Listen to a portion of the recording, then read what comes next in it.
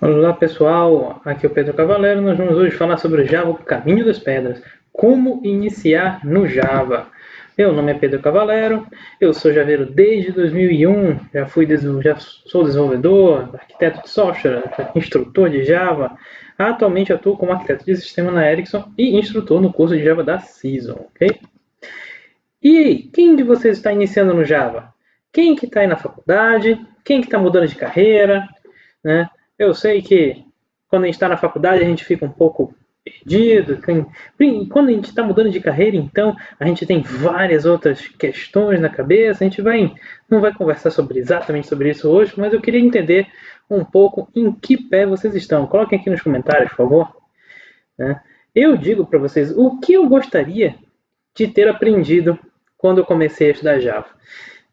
Eu, sinceramente, eu juro que eu queria que tivesse me falado algumas coisas, como por exemplo, sim, Bitcoin. Afinal de contas, naquela época eu estava ali em 2003 e quando chegou por volta ali de 2010, o Bitcoin estava bem no começo. E até me ofereceram, olha, tem um negócio bem legal aqui, Pedro. Você não quer dar uma olhada?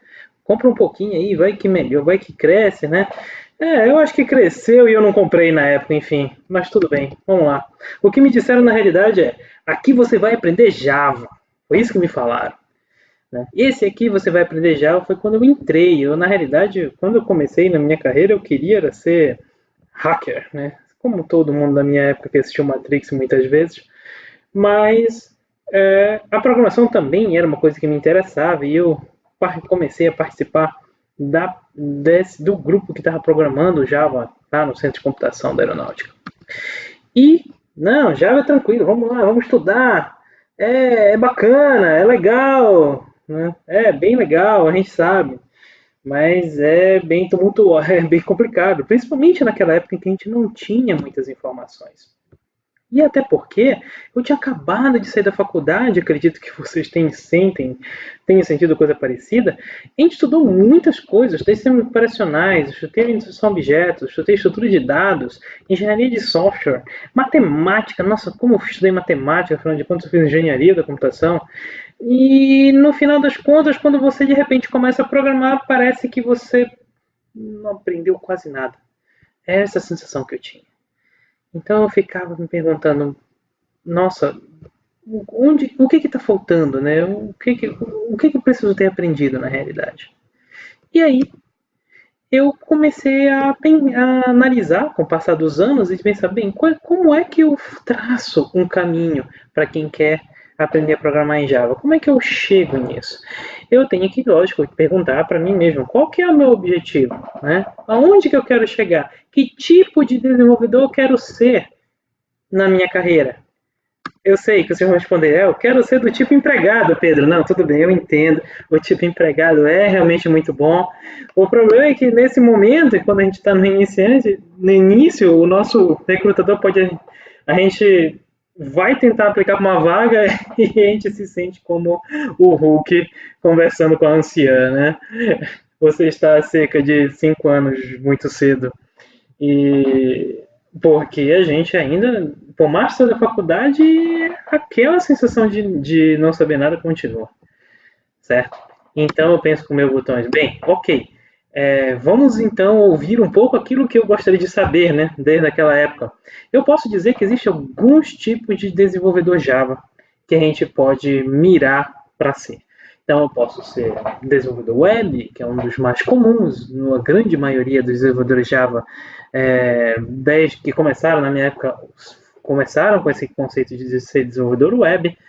Né? A web cresceu muito daquela época para cá, eu estou falando ali do início de 2000, da década de 2000, meados da década de 2000, e foi uma das coisas que mais fez o Java crescer, então com isso muitos desenvolvedores estavam nessa área. O desktop Java, ele nunca foi um dos grandes carro-chefes, mas ele é um caminho sim, e hoje nós estamos aí com coisas bastante interessantes sendo feitas no mundo do JavaFX para desktop, para mobile, para IoT, porque nós estamos falando aí de Java rodando no Raspberry, coisa do tipo, então tem bastante caminho aí. Tem o nosso amigo Android, que continua sendo desenvolvido em Java, apesar de também estar com Kotlin. tá? O Android é Java, e se você souber Java, você consegue desenvolver Android, muito bom, né? Pode ser também um Java Backend, hoje é um muito comum que tem bastante vaga para desenvolvedor Java Backend, para desenvolvedor de APIs, para desenvolvedor por sistema de servidores, né? Então tem muito, muito trabalho para quem faz back-end Java, principalmente hoje em dia que nós temos as interfaces todas feitas bonitas em Angular e JavaScript, sempre precisa de um back-end poderoso, e um back-end Java é muito poderoso. E também, lógico, se a gente está falando aqui, a gente está falando de ser arquiteto Java. Um arquiteto Java é um cara que consegue juntar todos os conhecimentos de Java e montar uma aplicação como um todo, desde o início até o fim. Então, eu acho que se a gente for pensar, eu preciso escolher de algum desses. Eu gosto de desenvolver para mobile, Pedro, eu gosto mais de web. Então, você pode, escolher mais ou menos o seu caminho. Mas o caminho para chegar até lá, como é que é? Como vocês estudam Java hoje? Como? Você vai dizer para mim, na internet, claro. Mas na internet, a gente sabe que hoje, na internet não tem só Java. Na internet tem memes, na internet tem tutoriais quaisquer, principalmente dos frameworks da moda, 5 dicas de como desenvolver melhor. Nossa, aquele cara desenvolveu dessa maneira, eu preciso saber como é. Então você sabe que existe uma grande disputa pela sua atenção e na internet tem muito mais do que eu consigo consumir.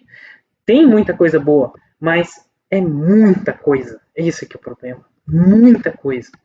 E aí, eu posso dizer para vocês que quando a gente está no início, a gente tem, então, a gente segue com todo o aprendizado, a gente segue a curva de aprendizagem. É uma curva muito conhecida, né? E a gente sempre começa no começo. É aquele choque inicial. A gente olha para o mundo que a gente tem para estudar e fica, meu Deus, o que agora? Aonde eu começo? Por onde vou? Para onde vou? Né? É quando eu me sinto perdido. É aquele momento em que eu gasto muito tempo tentando me achar. É o que eu fico rodando sem saber, sem conseguir sair do lugar. Então, eu posso dizer para vocês, como é que a gente começa a programar? Algoritmos. Eu tenho que entender de algoritmos. Pelo menos um pouco, gente. Eu tenho que saber variáveis, eu tenho que aprender as estruturas de controle, estrutura de dados, funções. Pedro, mas isso não é Java. Isso não é orientação a objetos, como todo mundo fala. Sei lá, parece aquilo que o meu professor da faculdade me ensinou lá, programando em C. Sim, isso chama programação estruturada. E programação estruturada todo mundo tem que saber. Eu preciso aprender algoritmos, eu preciso entender como é que declara variável, eu preciso fazer as estruturas de controle, if, else, for, while, eu tenho que saber como organizar o meu código e resolver alguns tipos de pequenos algoritmos. Eu preciso conseguir resolver, entender um pouquinho de estrutura de dados, nem que seja um vetor aqui e ali, tá? E saber dividir meus problemas em funções, isso é fundamental. Você diz assim, mas Pedro, eu preciso ser mestre nisso, eu preciso saber tudo disso. Não, gente, mas tem que saber o mínimo, vai. Né? Eu tenho que saber conseguir ter feito alguns exercícios de algoritmo. Quem está fazendo faculdade, sim, já fez. Mas e quem está agora vindo de outra carreira, não fez a faculdade de computação? Então eu posso dizer que essa parte é fundamental. Significa que eu tenho que saber tudo? Que eu tenho que ter feito tudo isso antes de continuar? Não, eu vou saber um pouquinho. O que eu estou dizendo é que eu vou ter que estudar para sempre. Esse começo, sim, isso com certeza. Tá? Então a gente aprende um pouquinho de algoritmo e começa a resolver os primeiros problemas, usando os algoritmos, for, while, as estruturas de controle, as funções, e aí eu posso dizer que eu consigo resolver alguma coisa usando Java. Qualquer linguagem, na realidade, mas o Java que é o que a gente está falando, certo? Mas Java não é assim que vou conseguir resolver a minha vida lá com o recrutador, certo? Não, não é assim. Porque você está apenas saindo da primeira fase. Você está tentando sair daquele momento em que o crescimento é lento, é demorado. É aquela hora em que você está ali tentando conseguir ganhar um pouco de força, um pouco de conhecimento para chegar na segunda fase, que é do progresso exponencial. Eu aprendo coisa nova todos os dias nessa fase e é muito rápido que as coisas vão crescendo, vão se montando na minha cabeça. O que eu começo a estudar nessa fase? É a minha sugestão, tá? Orientação a objetos, a gente precisa. Eu já sei um pouco de algoritmos, já consigo resolver problemas com algoritmos, agora eu começo a entender a orientação a objetos. Porque a orientação a objetos era nada mais foi do que uma evolução daquilo que se entendia por programação estruturada. Né? Detalhes a gente vai falar no curso lá, a gente fala no nosso curso e tal, mas é importante a gente entender que ela traz os princípios fundamentais. Né? E quando eu começo a aprender os princípios fundamentais da orientação a objetos, eu começo a aprender as bibliotecas básicas do Java e elas também são orientadas a objetos. E se eu começar a estudar um pouquinho como é que elas funcionam, eu vou aprender muito de orientação a objetos. Por isso que eu digo que é exponencial, porque eu vou aprendendo uma biblioteca e eu na hora aprendo um pouco mais de orientação a objetos. Nossa, collections, nossa, ele usa interface assim, ele usa um modelo assado, nossa, nossa, isso aqui é um design pattern, meu Deus, eu posso usar isso nas minhas próprias aplicações, né? Nossa, I/O, Composite, tem várias... Nossa, para fazer programação para interface gráfica com Swing, você usa muitos conceitos de orientação a objetos, muita coisa. É a hora que a gente entende o início dos design patterns, a gente começa a ver que eles existem na nossa vida e que cada hora a gente encontra e esbarra com eles por aí. E continua, lógico, para eu fazer qualquer coisa eu tenho que ter algoritmos. Convenhamos, não adianta só fazer modelagens de orientação a objetos e heranças e interfaces se eu não consigo montar o somatório dos 100 primeiros números. Por favor, né? Então é importante que a gente continue estudando os nossos algoritmos durante essa fase, até porque como o progresso é exponencial, a gente vai aprendendo muito rápido. É muito bom ter um projetinho de aprendizado aqui.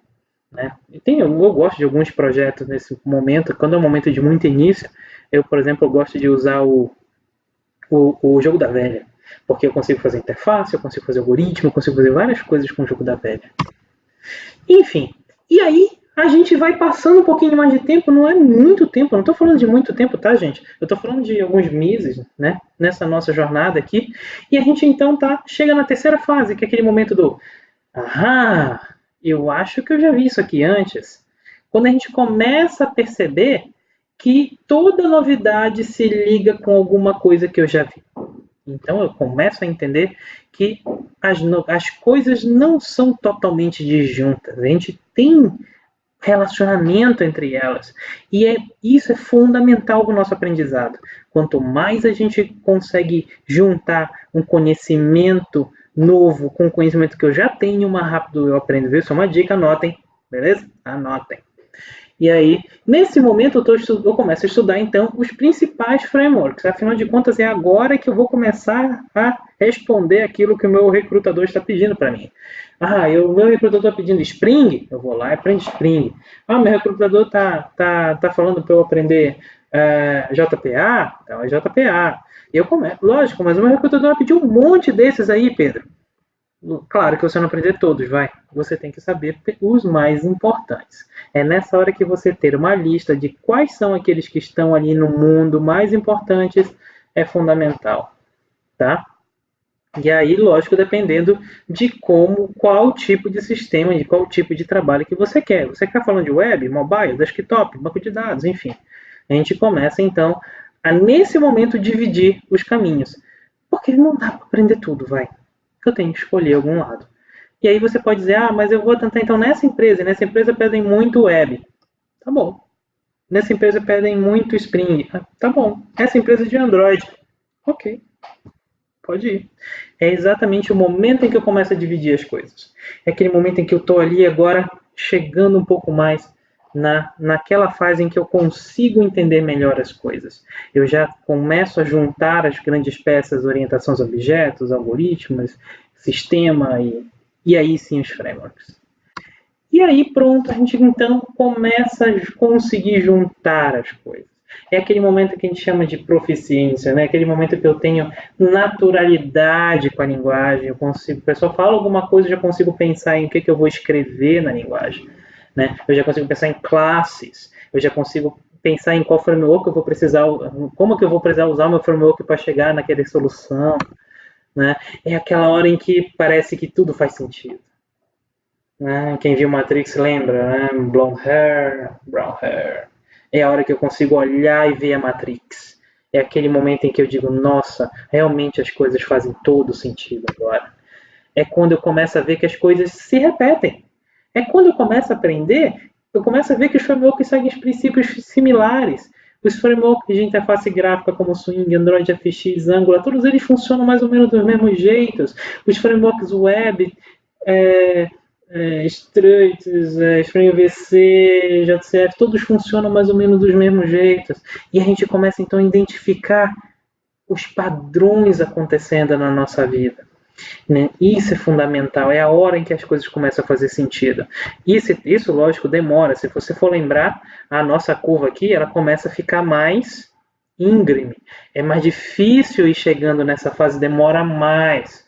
É por isso que a partir ali no terceiro ponto da curva, é bom que a gente já comece a entrar em alguma vaga, lutar por alguma vaga, porque a gente começa então a ter mais experiência para conseguir chegar aqui. Ok? E aí, então, esse um caminho que é muito bom para a gente seguir. Né? Eu vou terminar aqui com algumas dicas finais nessa nossa conversa, dizendo que programar não é criar sistemas, tá? É resolver problemas. Então, quando a gente está falando de algoritmo, eu consigo resolver problemas só com algoritmos, só com programação estruturada. Isso foi assim durante muitos anos.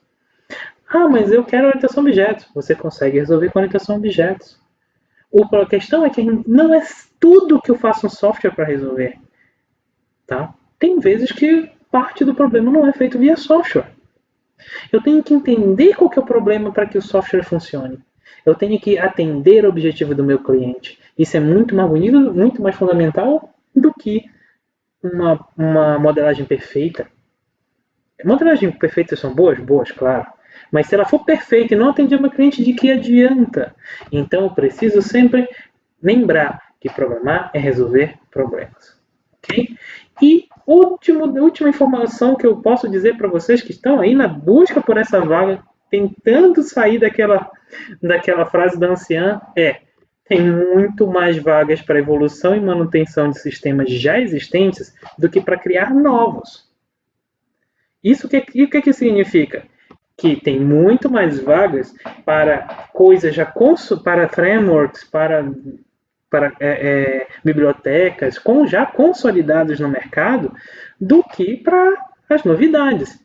É muito mais fácil encontrar alguma coisa feita em Spring do que em Spring Boot, por exemplo. É muito mais fácil eu ter vários outros frameworks que já existem no mundo, né, do que o Quarkus, que vai ter a nossa palestra do nosso amigo depois, né, do que o GraalVM, certo? Então é muito importante a gente entender isso e que isso não deixe a gente mal. É um momento para a gente aprender. Então a gente, quando está aprendendo, não faz o software do zero. Quando a gente está aprendendo, a gente tem que subir nos ombros dos gigantes. É a hora em que eu vou entender, fazer manutenção, encontrar bug, ler muito código. Quanto mais eu leio o código, melhor eu escrevo. Não é assim com português, não é assim com inglês. Quanto mais você lê, melhor você escreve. É assim que funciona também na linguagem de programação.